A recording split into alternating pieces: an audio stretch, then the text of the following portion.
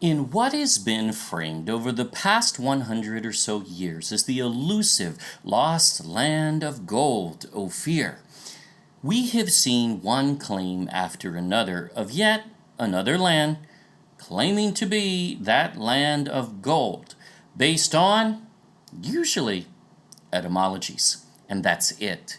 Really, no actual evidence. We see this time and time again. The funny thing is, the world had really settled that debate long ago, but when the Spanish lost the war, the British got their way because they were on the other side of the argument, and they began suppressing this well-known, well-recorded history that really wasn't a mystery. Now, we've proven that on this channel over and over. They then begin to make claim after claim. Why? To muddy the waters. It's agitation. It's actually a very standard principle of those who wish to muddy the truth and deceive. So people would just throw up their hands in frustration. Oh, no one can possibly find it. Well, that's just plain nonsense. It can be found. It always has been able to be found. It was found for thousands of years. People knew where it was. And all of a sudden, we have amnesia, thanks to Britain. The amazing thing is Britain has never actually disproven, not one claim, of the Philippines being Ophir. Doesn't address that, just dismisses it, and then goes off, oh no, it's over here in Peru. Yeah, we disproved that one. Oh no, it's over here in India. Oh no, it's in Malaysia. No, it's here. Oh no, Britain is Tarshish even. Yeah, right. It's even in the wrong direction. So they're biblically illiterate on purpose.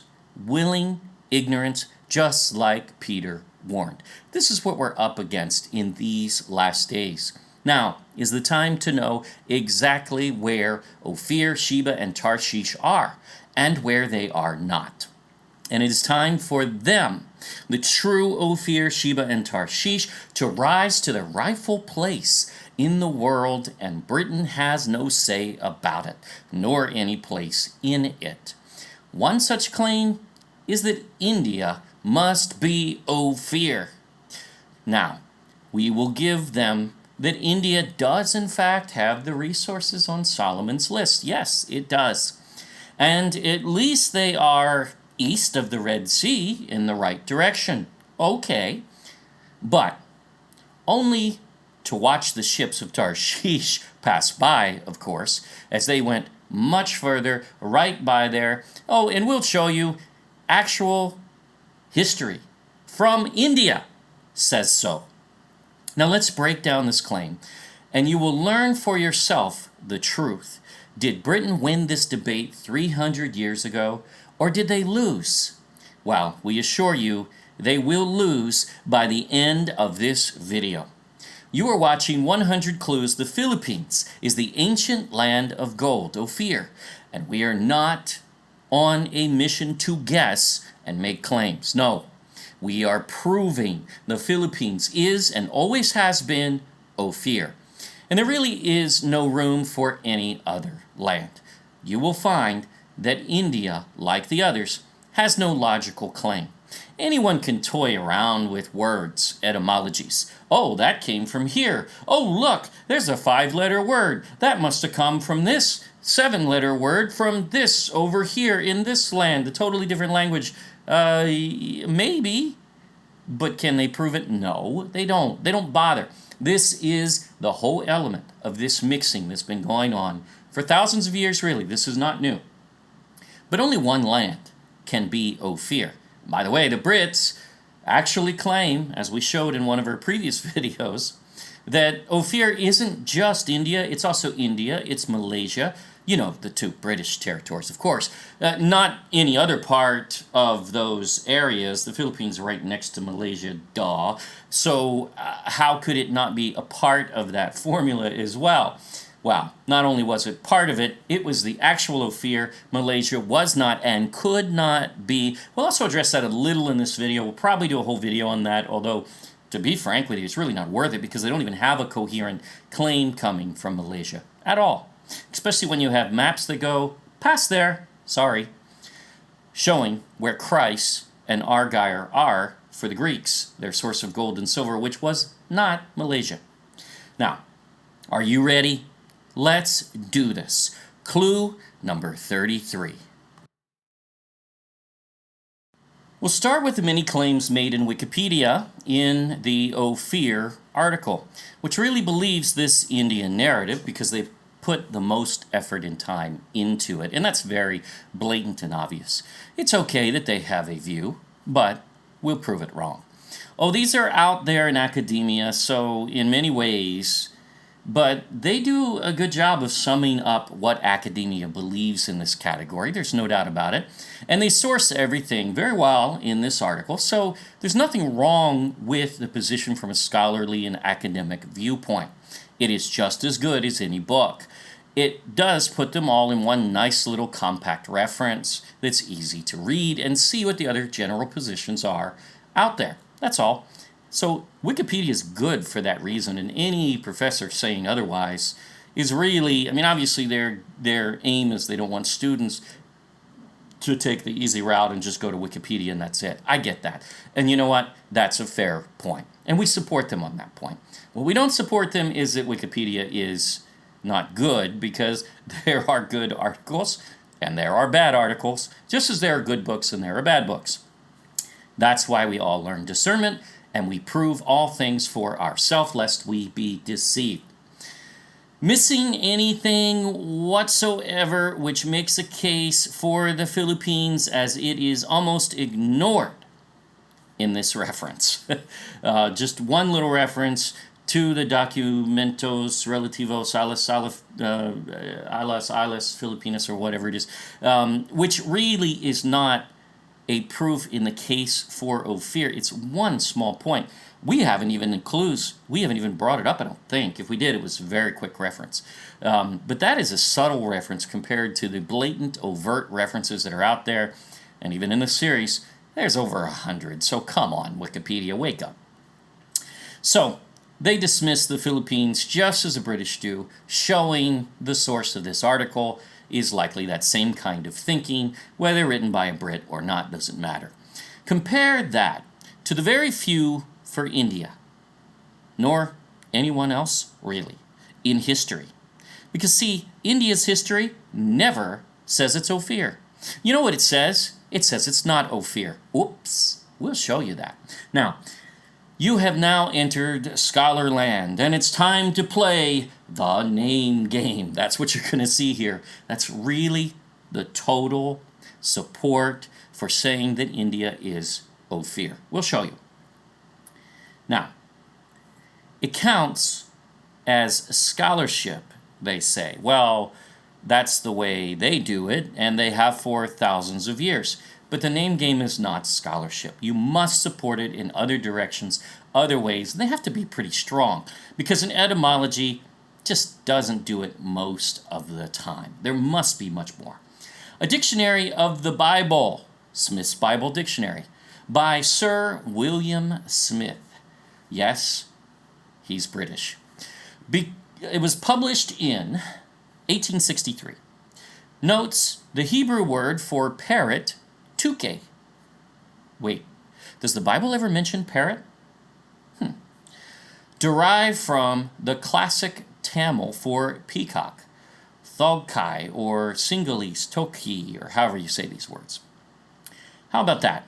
He notes there is a similarity, now get this, because let's use real logic here, in the name for a bird in two different languages. Well, imagine that. That must be conclusive evidence, right? No. In fact, he already starts laying down leaven, the leaven of the Pharisees we were warned about. That's what we're seeing here. That's what we've been exposing all along. They expand things. And this is what the British are doing.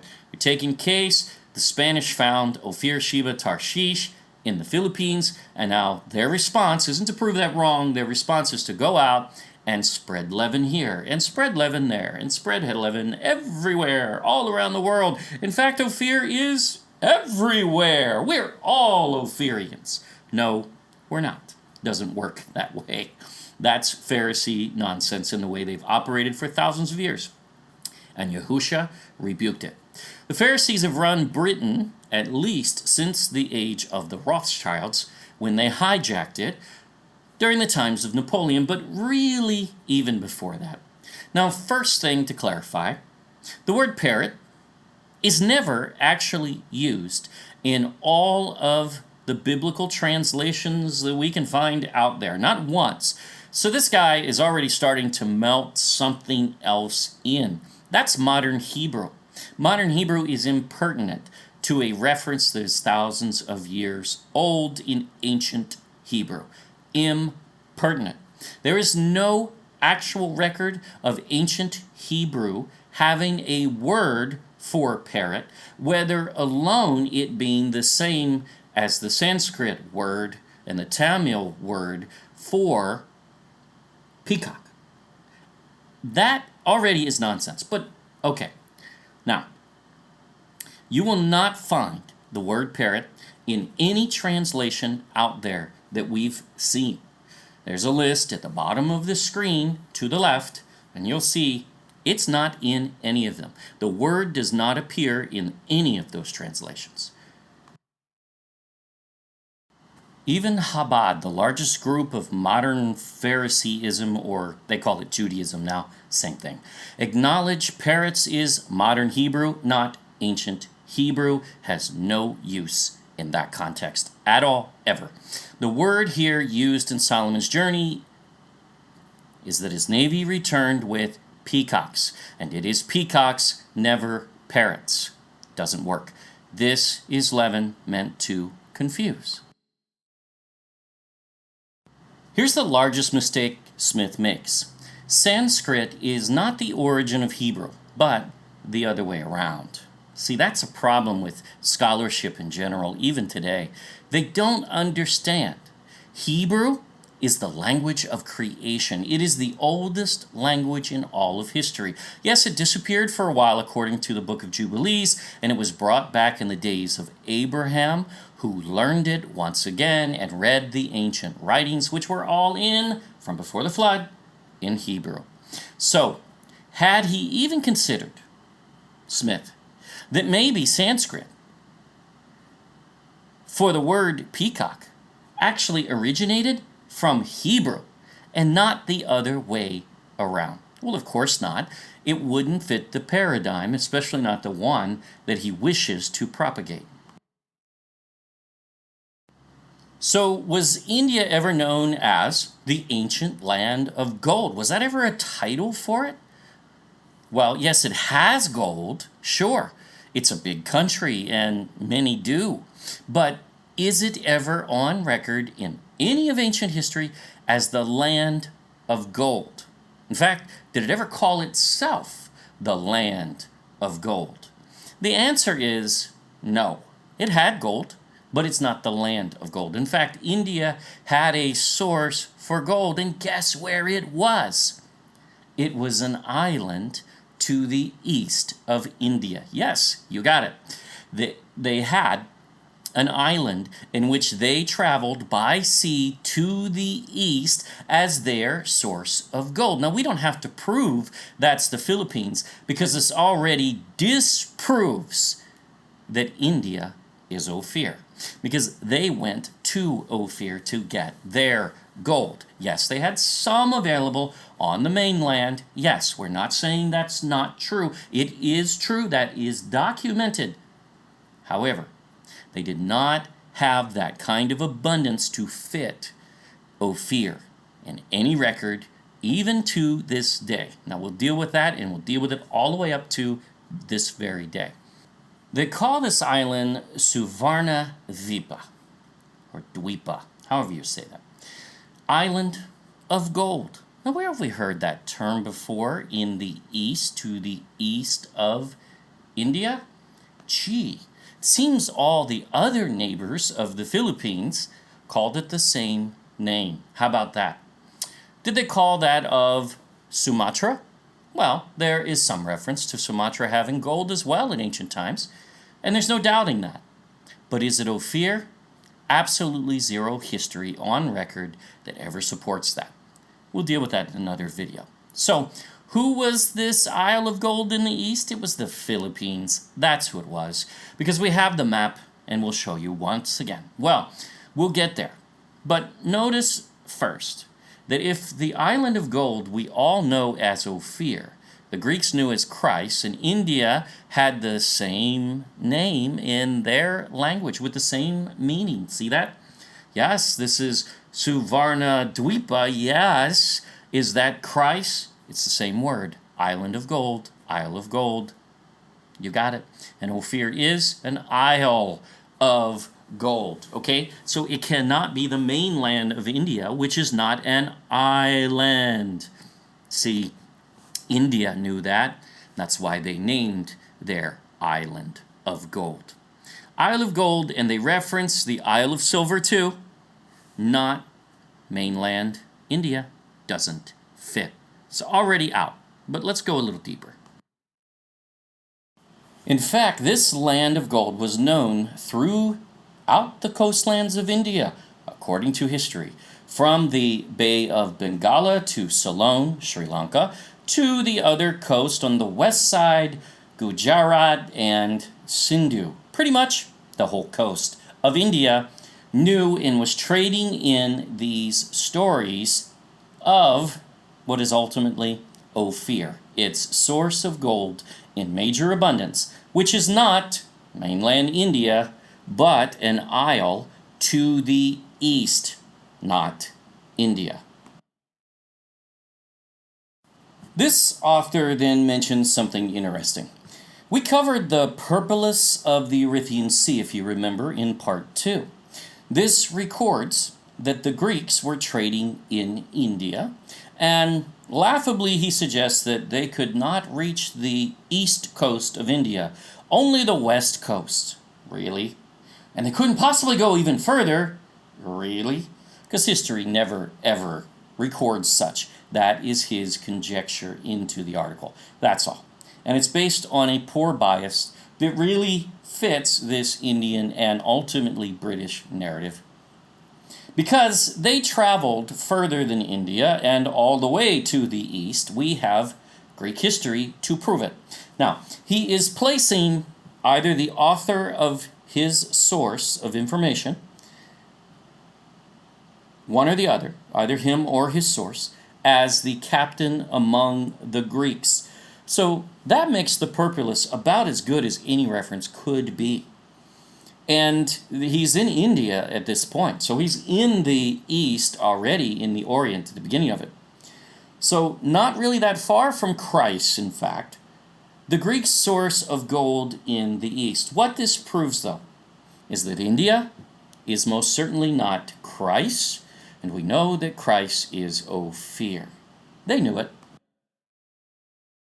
This author then goes into the purpose, which will read you his and then the translation directly from the purpose, which we have.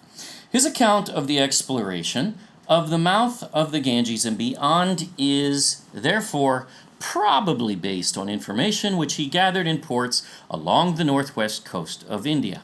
Now, if this guy is right and that's true, that's okay, because it proves India knew it was not Ophir. Oops. And if not true, well, India still was not Ophir. So either way. So either this captain went to Ophir or he certainly knew where it was enough that he could give good directions. Now the information contained only vague, he says. Really? He calls them vague? See if you agree. Indications about the exact location of the places mentioned. Okay. The writer was told about a mainland region called Golden. Christ means Isle of Gold, not just golden, just so you know. The most eastern continent. He does not ever, in the purpose, use the word continent. He just says eastern lands, basically. Toward the Orient. Now from India, that would be the far east. Situated around, above, beyond the Ganges mouth. Clearly it's beyond, because it's east of India and the Ganges is there. Duh. Downwards from opposite to or near the same river, however, and also in extreme eastern part. Again, not India. India is not extreme. I mean, is this really that hard? Nor even Malaysia, really, is not extreme. The extreme of the East would be the Philippines. Of the inhabited world, lying exactly towards sunrise, no, actually underneath it, but good enough, i.e., due east, lay an oceanic island of the same name. Now, it's interesting that he would say of the same name, because we're talking about the word golden and the word light. And Ophir is known as golden and light. It actually originates, when you look at it in the Hebrew, it's Aupir. When you look at the ancient Hebrew letters, letter for letter, it's not actually O. It doesn't start with an O. I'll show you that in a minute. And when you look at that, Ophir, the A-U-R is actually literally the Hebrew word for light, right there in that word. It is the word for light. Now, why would Ophir refer to light? Well, because it's the land of creation, the region of light itself, where Yahuwah said, "Let there be light," even. The Greeks do not only identify one island, but two, one of gold, Christ, and one of silver, Argire. That's the biblical Ophir, according to Josephus even. And Tarshish would be the land of silver, whereas Ophir gold, all the same. Now here's our translation of the Purpolis from about 100 AD that we've been using with directions to Christ and Argire. The last part of the inhabited world toward the east. That's pretty clear. Under the rising sun itself, beyond the land of this China, which brought silk to India. So what isles, and yes, it must be plural, fall east of India, and even further east of China? The Philippines, not India, nor even Sumatra. Neither of those fit. We even have a map of this route the Greeks took, and this is from 43 AD. Notice you pass Sri Lanka, so sorry, not it. You pass Sumatra, oops, not it either. So then you turn the corner and head northwest to what would be Mindanao, Philippines, and then further north to the big island of Luzon, Philippines. Christ, the land of gold, Luzon, Ophir, the land of silver, Mindanao, still to this very day. Now, these are not Malaysia. I have yet to see any article, book, nor video that covers this appropriately to even earn the right to draw a conclusion, because these etymologies and hacking of history just doesn't do it. And here's the reference where Josephus equates the biblical Ophir with Christ, the Latin Aria, Chersonesus, that's what the Latins called it, the Greeks called it Christ, the Indians called it Savarna, Dweepa. It's all the Isle of Gold, it's all the same place, and it all originates in Ophir, Philippines, not mainland China at all. They go on to draw conclusions, and they haven't actually done any research yet, but let's hear them out. They claim the best fit would be Puvar on the coast of Kerala. Now, why is it the best fit? Is it known for gold? Well, no, not actually, but it has a P and an O and an R. Forget that they're in the wrong order. Come on, that doesn't matter. You don't need to, because see, we can just play Scrabble and move them around. That's scholarship. Yeah, and then somehow extrapolate that into the Hebrew language, a totally different language. But why should that matter? Then, as scholars do, they say others suggest, they do this all the time. Others suggest Bepor. Well, no, don't tell me, I see it. It also has a P, an O, and an R. Again, in the same wrong order, but that works, right? Nice. Now, we're really getting scientific, right? Of course, I'm making fun of this way of thinking because it's not scholarly, yet this is pawned off to us as scholarship. The problem, the Hebrew word Ophir doesn't even have an O. It starts with an aleph, which is always an A in Hebrew and never an O, ever, nor any other letter or sound, nor is it ever silent. Period. There's no way to explain that away. The second letter is Wa, or U. It's actually the origin of the chemical symbol for gold, the true land of gold, A-U. And it's Ophir. A-U can be pronounced O in sound, that's fine, but it is not O in letter. So now they only have a P and R in common in the wrong order. Still work? Logic? Both these areas are right on the coast that admitted in their own histories that they were not Ophir and that their source, Ophir, was said to be to the east of India, an island. So, India knows it's not Ophir. Another says, no, it's another place called Abhira. Because, well, the others get away with stupid claims, so why shouldn't we, right? Right, exactly. We could go all over the world and find something that sounds like, oh no, actually it doesn't have to even sound like it. It just has to have some of the same letters, which don't even translate from language to language back into Hebrew most of the time. The funny thing is the Purpurus identifies this group in India as not being Ophir.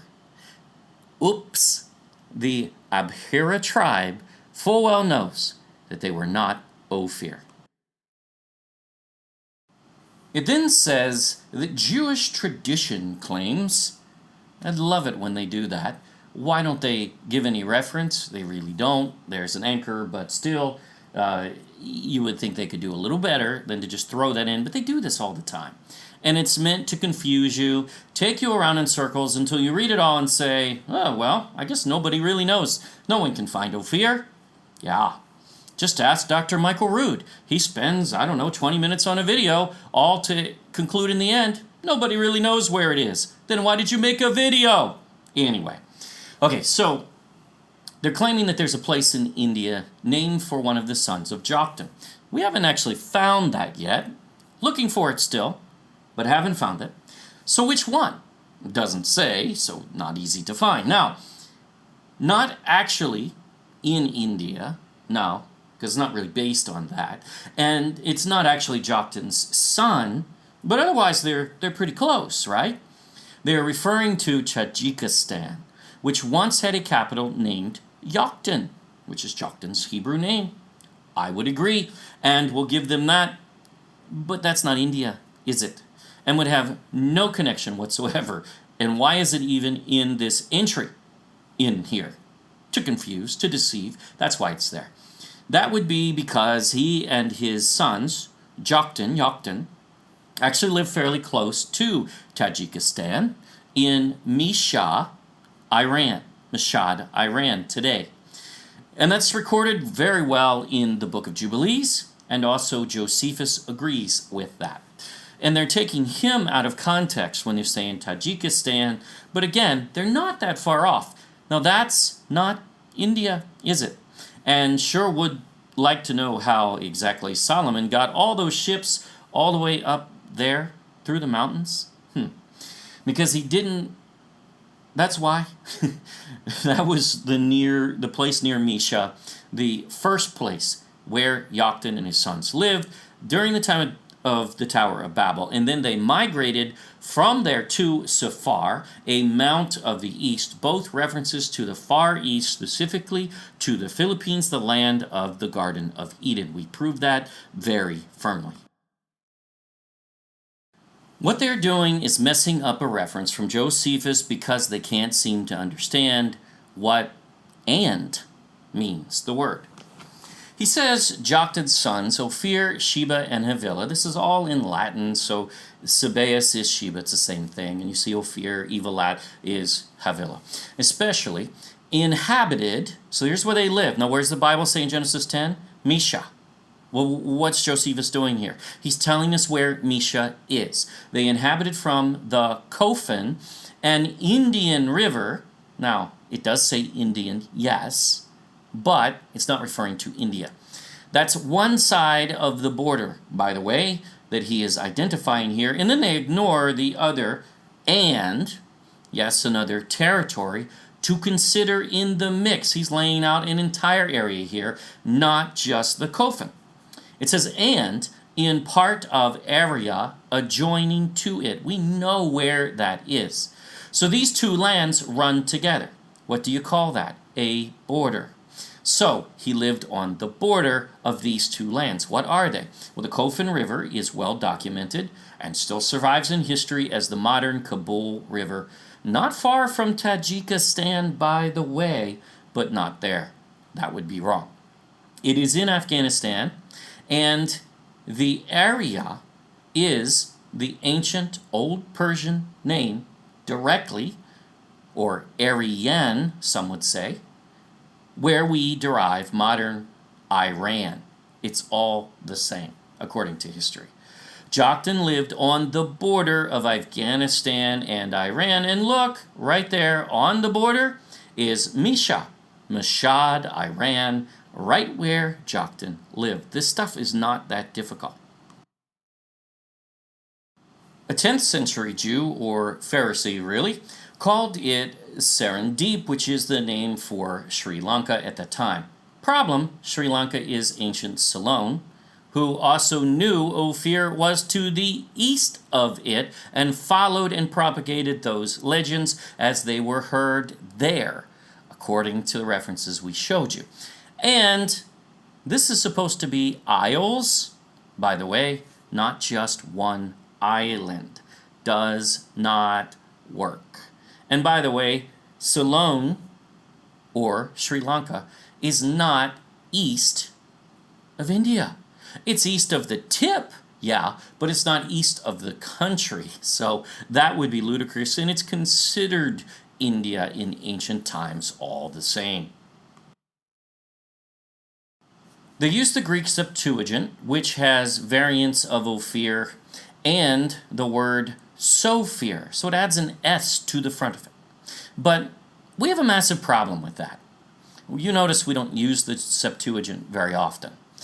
If you are translating the word Ophir, which is a Hebrew word of Hebrew origin from the Hebrew Bible, and it's actually spelled, if you want to put it in English letters, A-U-P-I-R. Not O, not even O.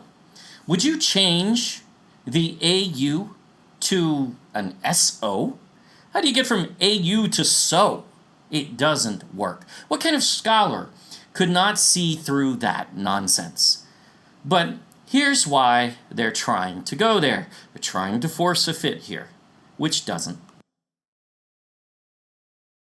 There's a claim that Sophira, or Sophira, not sure how you pronounce it in the ancient Egyptian, is the ancient Egyptian name for the area of India, or at least an area within India, which is actually probably more so the case. Well, except Egyptian is not Hebrew, is it?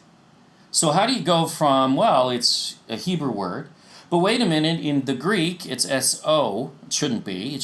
Greek has those letters, so it should not be rendering it with S-O. That would be absolute nonsense. Even if it did O-P, that would be okay. At least you're getting the same or similar sound out of it. But S, where did the S come from? That is not supported. And scholars should know better, but they don't bother to know better. They don't want to know better. They wish to deceive in some of these cases. Hebrew has a name for India, though. Did you know that? Yep, it's in the Bible. It was used in Esther twice, but also far further into antiquity, as the book of Jubilees, in the same time frame of Moses, who wrote that book as well, the same time as Genesis, records it as Hodu, or however you want to pronounce it. And Hodu is what Esther records as well. That is the Hebrew name for India. Is that Sophir? No, that's ignorance. And applying Egyptian to the Greek, trying to get to the Hebrew, what kind of nonsense shenanigans are they playing? And also, the Egyptians have a recorded name for India too in history. Archaeology even shows that they called it Hindway, very close to India or Hodu. How about that? Or something like that. Probably pronounced it wrong. But that's not logic, and certainly not Bible, folks. It just doesn't work. See, the Philippines is, still today, number 2 in untapped gold reserves in the ground right now. Now that's the land of gold. Now I know South Africa's number 1, and we deal with this in parts 1 and 2 and 3 and so on. But they have only been mining gold in a gold rush status for a little over 100 years. The Philippines has had a consistent gold rush since 1000 BC and really before, we prove. They have a concurrent recorded history which we have covered in full, and thus number 1 in gold in all of history. India? Oops, is not. Think about it. The difference. India is 11 times the size of the little old Philippines. Yet, the Philippines has more gold. Ha! How about that? Pretty sure that outranks and wins that debate hands down. Debate over. Britain lost again. No matter what angle you try to look at this from. Of course, India is still yet too close for Solomon's 3-year round-trip journey. See, the Bible is brilliant in identifying these things, and when you really test them, put it all together, you find your answers. They're right there. The Bible has the answers. It always has. As with the size, the speed, the methods of that era, you can test the ships. We did that. That's in a previous video as well. His navy would have made it to the Philippines, not just India. That's way too close, actually. It's a year off. It would have taken an extra year longer to travel to and from the Philippines, fitting directly the 3-year round-trip journey in the whole formula.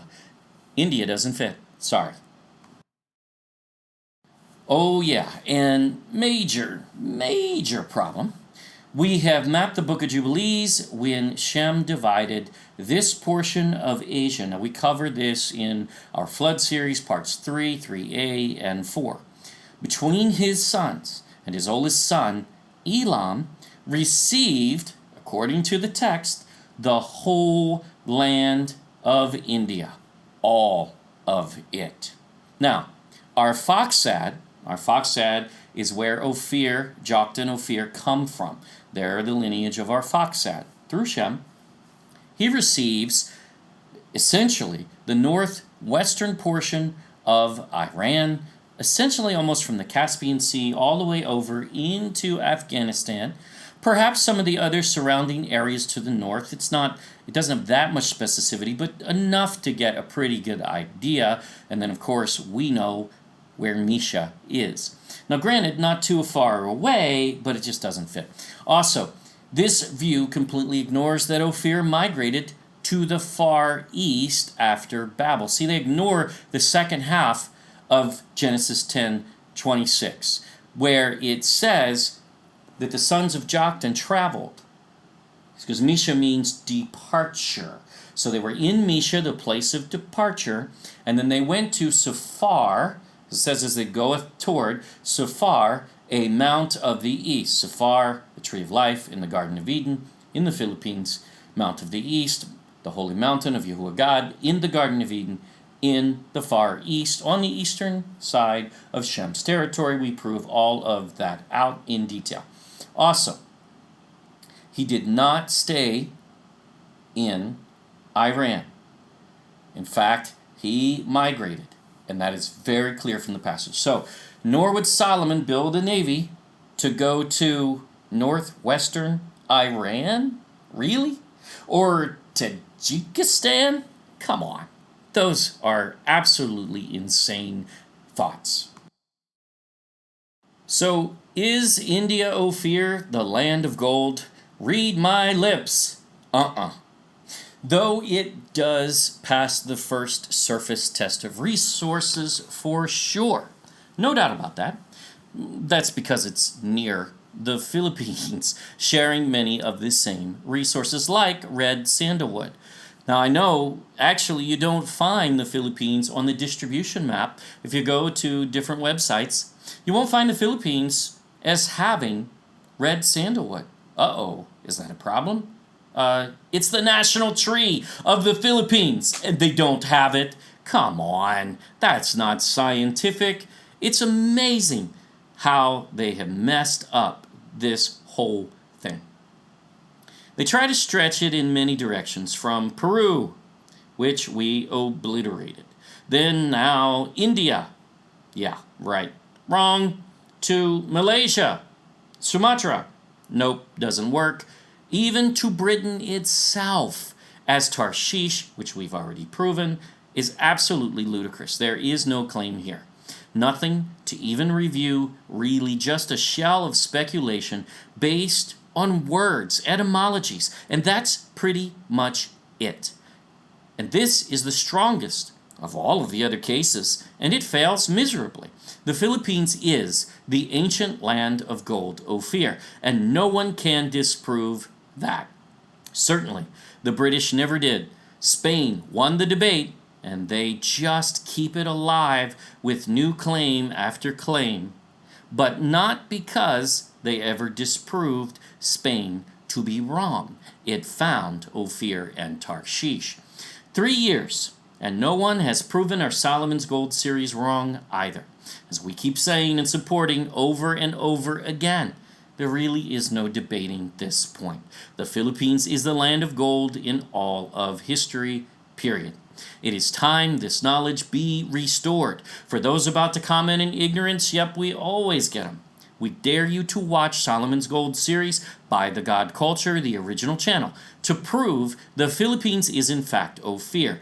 Even here, we are breaking these into sound bites and clear points, but watch how all 100 clues tie together, and this series will blow you away. Thank you for watching 100 Clues. Please subscribe to our YouTube channel. Don't forget to click the bell and like us on our new Facebook, The God Culture _space original.